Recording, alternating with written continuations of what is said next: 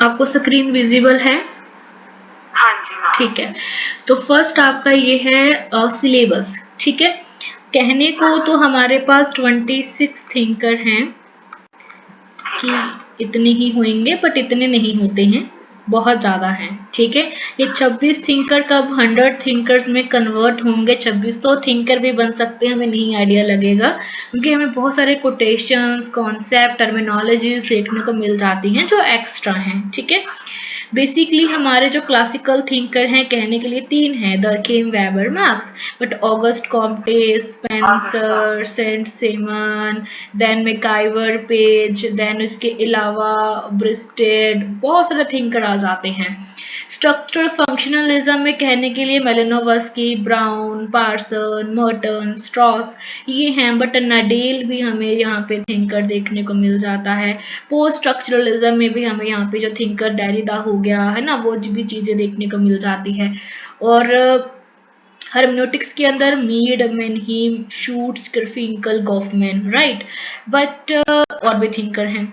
Post modernism, structuralism और post colonialism में Said, पिरेबोदो, फुके, Habermas, गिडिन्स, कैस्टल्स। ठीक है, इसमें हमारे पास जो थिंकर हैं अच्छे हैं, और जहाँ से हमें पेपर में सीक्वेंस लगाने के लिए आता है बुक्स का, वो यही थिंकर हैं, पिरेबोदो से लेकर कैस्टल तक, जहाँ तक हमें देखने को मिलेगा। अगर हम इंडियन थिंकर की बात करें तो जीएस घोरे और श्रीनिवास, जहाँ से हमें जो सीक्वेंस लगाने के लिए आ जाते हैं। अदरवाइज अंबेडकर का बहुत रेयर है, जहाँ गांधी जी के जो न्यूज़पेपर्स हैं वो आ जाते हैं। Otherwise this is and such बोलूँ तो ये थिंकर हैं, ये हमारे अप्रॉक्सीमेटली 1 से 2 महीने लेंगे, अगर बिकॉज हमने इसको आराम से पढ़ना है, अच्छे से पढ़ना है, हमने चंक्स कर करके इसको समझना है, बिकॉज आपका जो 50% पी आपके जो एमसीक्यूज होते हैं पेपर के अंदर, वो इन्हीं थिंकरों से आते हैं। ठीक है, अगर आप बाकी यूनिट्स को भी देखोगे तो आपको वहां पे जो लेवी-स्ट्रॉस है, मेलिनोवस्की है, डर्कहीम है, कैस्टल्स है, फुके है, वो देखने को मिलेंगे।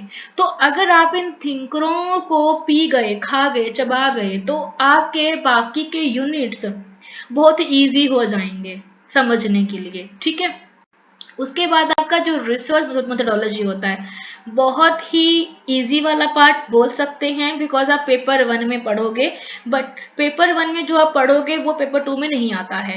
यहाँ पे आते हैं आपके कॉन्सेप्ट, सोशियोलॉजी रिलेटेड बुक्स आ जाएंगे, कॉन्सेप्ट्स आ जाएंगे। ठीक है, ये भी इम्पॉर्टेंट है आपका, एंड ये हम लास्ट में पढ़ेंगे जब हमारा पूरा थ्योरी कंप्लीट हो जाएगा, यूनिट 1 से लेकर 10 तक पूरे हो जाएंगे, फिर हम सेकेंड यूनिट को पढ़ेंगे।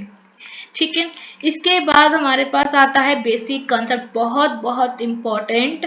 आपका जो 20% एमसीक्यूज होते हैं वो यहीं से आते हैं, बेसिक कंसेप्ट से, एंड इसको भी अप्रोक्सीमेटली मुझे आधा महीना लगेगा, 15 से 20 दिन लगते हैं प्रॉपर पढ़ाने में, बिकॉज कल्चर आपको जो हमारे थिंकर हैं, एडवर्ड सेड हो गया, पीरेबोदो है, देन बाकी के जो थिंकर हैं उनसे काफ़ी कोटेशन हमें देखने को मिलती है। नेटवर्क से गिडिन्स आ जाते हैं, नेटवर्क सोसाइटी से मैंगो कैस्टल आ जाते हैं, स्टेटस में हमारे पास जो लिंटन है, देन हमारे मर्टन है, पार्सन है, गॉफमैन है, वो आ जाते हैं। ठीक है, role, identity, community, diaspora, value, norms, rules, personhood, आप जो अपने थिंकरों में पढ़ के आएंगे ना, वो सब आपको इस चीज़ों में देखने को मिलेगा बेसिक कॉन्सेप्ट्स के अंदर।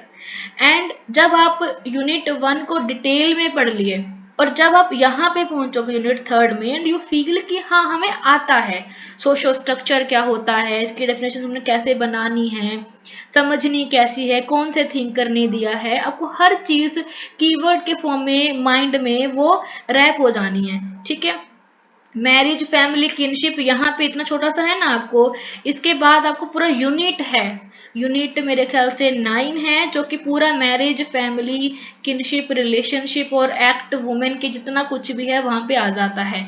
इकोनॉमी भी आपको यूनिट 6 में देखने को मिलता है, पॉलिटी 5th के अंदर आपको देखने को मिलता है। ठीक है, religion, education, law and custom, certification भी बहुत इंपॉर्टेंट टॉपिक बन जाता है आपका।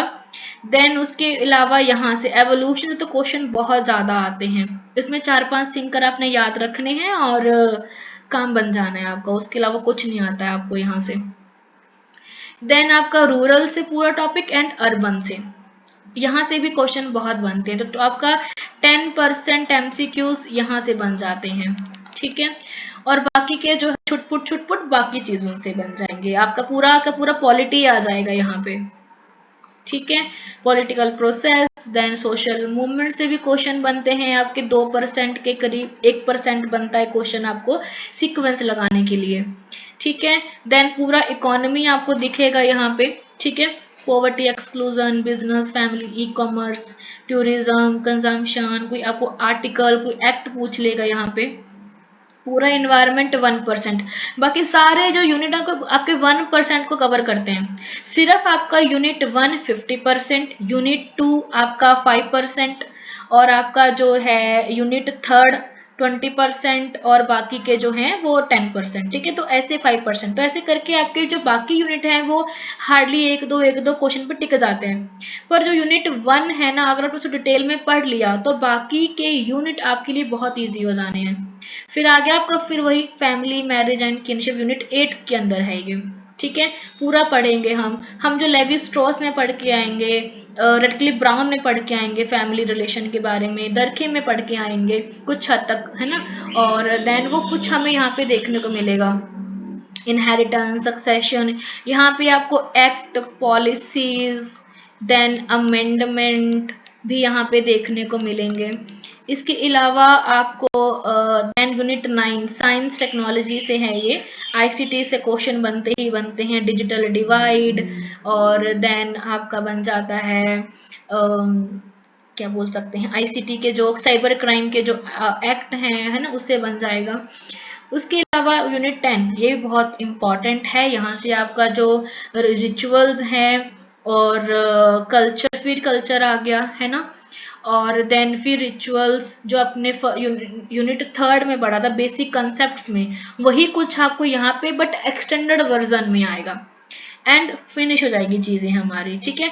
तो हमें हमारे सिलेबस को खत्म करने के लिए अप्रोक्सीमेट 4 महीने लगेंगे। अगर हम शुरू कर रहे हैं अभी जुलाई में, तो जुलाई, अगस्त, सितंबर, अक्टूबर के लास्ट तक हमारा जो पूरा सिलेबस है वो कंप्लीट होगा, ठीक है।